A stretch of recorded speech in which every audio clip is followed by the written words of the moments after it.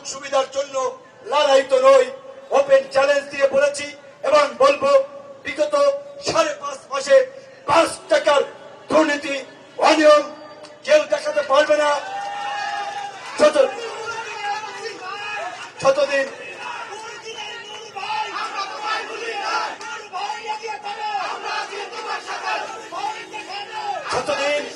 যতদিন এই দায়িত্ব আছি, অন্যায় অনিয়ম আমাকে দিয়ে হবে না।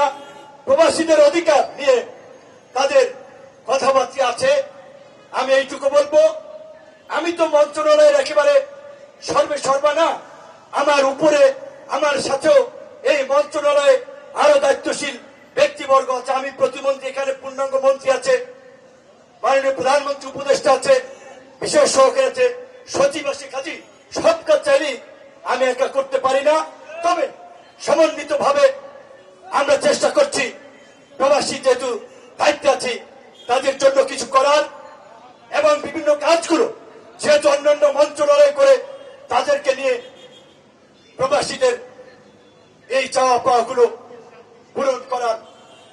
জাতীয় নির্বাচনে আমরা জোটবদ্ধভাবে করেছি, স্থানীয় নির্বাচনে সব দল নিজেদেরকে বিকশিত করার জন্য অংশগ্রহণ করে থাকে। গণ অধিকার পরিষদও আগামী স্থানীয় নির্বাচনে অংশগ্রহণ করবে। এই 10 নম্বর ওয়ার্ড থেকে আমাদের কাউন্সিলর প্রার্থী হিসেবে 94 ওয়ার্ডের কাউন্সিলর প্রার্থী হিসেবে কাপরুল থানার আহ্বায়ক হানিফ বুলবুল ভাই আগামীতে ইনশাল্লাহ আপনাদের জন্য কাজ করবে। আমরা চাই সুস্থ গণতান্ত্রিক প্রক্রিয়ার মধ্যে দিয়ে বিভিন্ন রাজনৈতিক দলের প্রতিযোগিতা হবে।